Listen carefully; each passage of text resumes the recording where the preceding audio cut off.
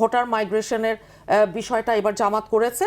আমিনুল হক ভাই যে বিএনপির ধানের শীষের প্রতীক নিয়ে নির্বাচন করছেন, জামাতের এক ভদ্রলোক একজন ভোটারকে, একজন নারী ভোটারকে ৬,০০০ টাকা দিয়ে বলেছে যে ভোট দেওয়ার জন্য। সেই ভিডিওটা আছে, আমিনুল ভাইও আছেন সেই ভিডিও। একজনকে দিয়েছে ৬,০০০ টাকা। এখন এটা তো বলে মর্নিং শোজ দ্য ডে। এখন একজনকে দিলে যে আরো কতশো আর কাকে দিয়েছে যে উই ডোন্ট নো দ্যাট। কাজেই আমরা এটা তো হয় না, এটা তো হতে পারে না যে আবার ম্যানুপুলেট করছে তারা। এখন এই রকম আমরা আরেকটা জিনিস দেখছি যে তাদের প্ল্যান প্রোগ্রাম, একটা ভিডিও লিকড হয়েছে যে বেশ কিছুদিন আগে দেখেছেন জামাতের, যে বেশি উপস্থিতির মাধ্যমে প্রতি বুথে অল্প অল্প পরিমাণে ভোট কাটা হবে, স্লো করে দিবে, যেমন আওয়ামী লীগ করেছিল। ওই যে নারী ভোটারদের একটা লম্বা লাইন করে দাঁড়িয়ে অনেকক্ষণ ধরে দাঁড়িয়ে আছে, পুরা ভোট সেন্টার ফাঁকা।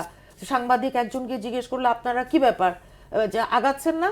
বলে না, আমরা তো এখানে আসি ঘোরেতে, খুশিতে, আনন্দে তারা ছিল। তো এই গুরুত্বপূর্ণ কিছু কিছু আসন টার্গেট করে ভোটার মাইগ্রেশনের ব্যাপার আছে।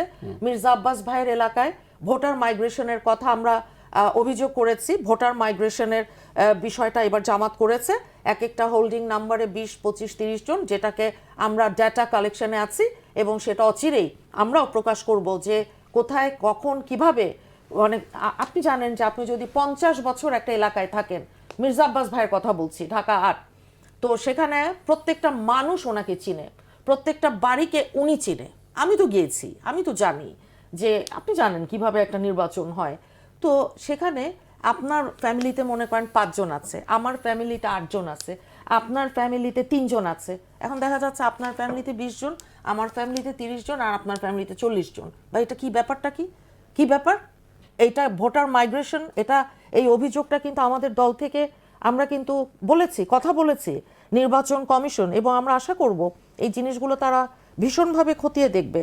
নারীদের মাধ্যমে এনআইডি আর ভোটার তথ্য যেগুলো, বিকাশ নাম্বার যেগুলো তারা কালেক্ট করছে, এটা তো হতে পারে না। এটা তো অত্যন্ত অনাকাঙ্ক্ষিত, কারণ এটা অত্যন্ত পার্সোনাল এবং ভোট ম্যানিপুলেশনের জন্য এগুলো ব্যবহার করবে। আমি তো মিরপুরের আজকে একটা এক্সাম্পল দিলাম, এরকম আরও বহু আছে। এখন হয় কি, এই ধরনের ইলেকশন বাংলাদেশ এইবার আর এফোর্ড করতে পারবে না, কারণ 4টা নির্বাচন। 2008-এরটা বলি কেন, প্রণব মুখার্জি বাবুর একটা বই আছে, the coalition years. The coalition ইয়ার্সে কি বলা নাই 111-এ কিভাবে নির্বাচন করেছিল, কিভাবে আওয়ামী লীগ ক্ষমতায় এসেছিল? কাজেই আমি গত 15 বছর ধরে কিন্তু 2008-এর কথা বলে আসতেছি। মানে 2008টাকে আমি কখনো ছাড়ি না। কেন? কারণ আমি তো বইটা পড়েছি, আপনিও পড়েছেন। বইটা লিখেছে কে? প্রণব মুখার্জি, ভারতের রাষ্ট্রপতি, অত্যন্ত ইম্পর্টেন্ট একজন রাজনীতিবিদ উনি। তো কাজেই এই জিনিসগুলো যখন আছে, আর এখন কোনো রকম আপনার অতিরিক্ত ব্যালট ছাপানো, ছাপাখানার বিষয়গুলোর দিকে নজর রাখা, ইলেকশনের আগে আমাদের অ্যাক্টিভিস্ট যারা আছে প্রত্যেকের অ্যাকাউন্ট বট বাহিনী অনেকেরটা ডাউন করেছে, তাদের তো বহু লোকবল আছে বট বাহিনীতে এবং বহু টাকা পয়সা আছে জামাতের, এগুলো তারা করছে, যেটা খুবই আমরা এটাকে ভীষণভাবে সমালোচনা করি।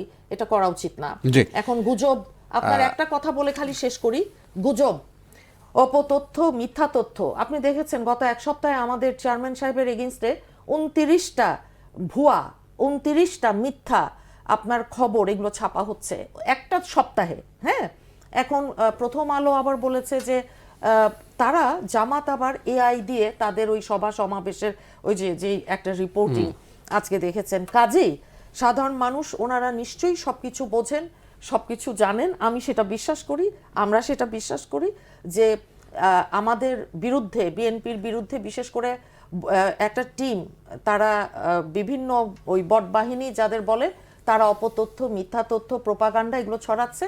আপনারা একটু খেয়াল করবেন, যাচাই বাছাই করবেন এই ধরনের কোনো খবর আর কি, যেন আমরা বিশ্বাস করবার আগে। আমি বলছি এখন এটার সাথে আর্টিফিশিয়াল ইন্টেলিজেন্সের সাথে বট বাহিনীর সাথেও আমাদেরকে আপনার রীতিমতন সাইবার যুদ্ধ করতে হচ্ছে। তারা আমাদের বিভিন্ন ওই যে ফেসবুক অ্যাকাউন্ট ডাউন করেছে, আমরা সেগুলোকে রিট্রিভ করেছি, কিন্তু 24 থেকে 48 ঘন্টার আগে না।